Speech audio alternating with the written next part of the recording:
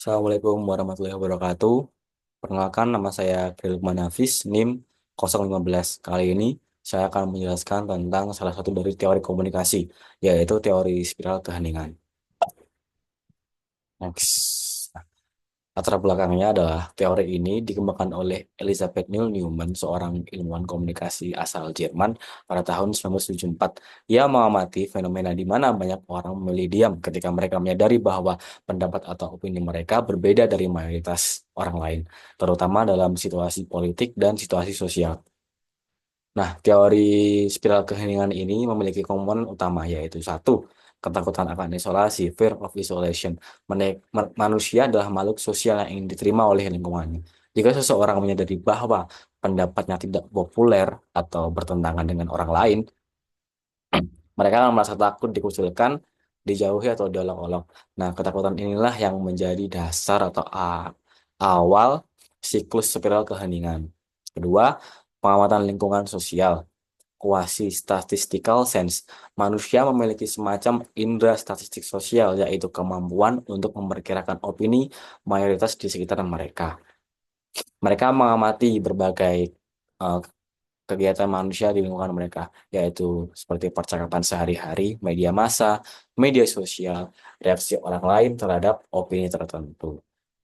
Nah, dari pengamatan di atas, mereka menyimpulkan apakah opini mereka aman untuk diungkapkan atau tidak. Ketiga, diamnya minoritas. Ketika seseorang menganggap opini mereka sebagai minoritas atau tidak dominan, mereka cenderung menarik diri dari diskusi publik, menyembunyikan pandangan mereka, menghindari konfrontasi. Hal ini menyebabkan suara minoritas semakin tidak didengar atau bahkan menghilang, meskipun mungkin sebenarnya banyak orang yang berpandangan sama, tapi mereka memilih diam juga.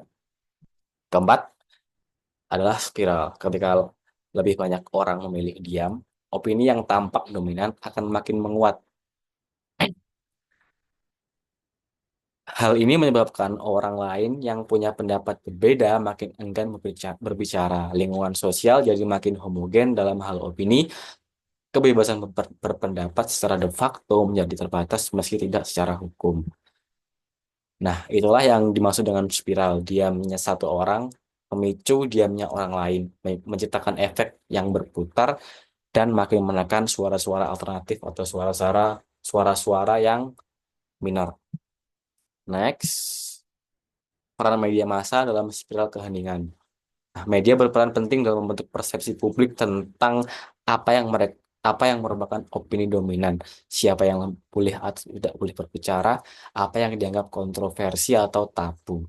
Nah, ketika media hanya memberikan panggung pada satu pandangan saja atau pada satu opini yang dominan, masyarakat akan menganggap bahwa itulah satu-satunya opini yang aman atau benar. Hal ini mempercepat siklus spiral keheningan. Seperti contoh, jika media hanya memberitakan dukungan terhadap suatu kebijakan pemerintah dan tidak memberi ruang kritik pada opini minor, masyarakat akan berpikir bahwa semua orang mendukung padahal banyak yang tidak setuju tapi memilih diam. Next, asumsi dasar dari teori ini adalah masyarakat bersifat menekan, koersif dalam soal opini. Individu yang merasa diterima dalam isolasi, individu dapat menilai opini yang sedang dominan. Media memainkan peran besar dalam membentuk persepsi publik. Dia menjadi bentuk adaptasi terhadap tekanan sosial. Next. Nah, contoh kasusnya adalah di sebuah SMA sedang berlangsung pemilihan ketua OSIS atau dua kandidat utama. Andi, siswa populer yang aktif di berbagai kegiatan dan dekat dengan guru. Sita, siswa kritis yang sering menyuarakan pendapat berbeda dari kebijakan sekolah, namun dikenal cerdas dan visioner. Nah, mayoritas siswa tampaknya mendukung Andi karena dia sering muncul di media sosial sekolah dan mendapat banyak pujian dari guru. Sementara itu, Sita hanya mendapat dukungan dari segelintir teman dekatnya dan beberapa siswa yang kritis terhadap aturan sekolah. Kalau kita mengacu kepada eh, komponen utama teori spiral keheningan, maka dapat disimpulkan siswa ini terkena satu, ketakutan akan isolasi. Nah, beberapa siswa sebenarnya lebih menyukai visi dari program kerja Sita. Namun mereka takut dianggap berseberangan atau nyeleneh dengan guru dan teman-teman populer mereka jika mereka menyuarakan dukungannya terhadapnya. Kedua, persepsi opini mayoritas. Karena Andi sering diberitakan di mading sekolah dan disebut-sebut oleh guru di kelas, maka banyak siswa berasumsi bahwa semua orang mendukung Andi. Nah, dukungan tersebut membuat dukungan terhadap Sita dianggap menyimpang atau aneh. Ketiga, diamnya minoritas. Siswa yang mendukung Sita menjadi enggan berbicara karena takut dikucilkan dari kelompok sosialnya. Mereka hanya berbicara dalam lingkaran kecil atau bahkan tidak bersuara sama sekali. Keempat, dampak spiral. Karena semakin sedikit orang yang berbicara mendukung Sita, kesan yang muncul adalah Andi pasti menang. Andi pasti menang besar. Hal ini membuat pendukung Sita semakin ragu untuk menunjukkan dukungan mereka.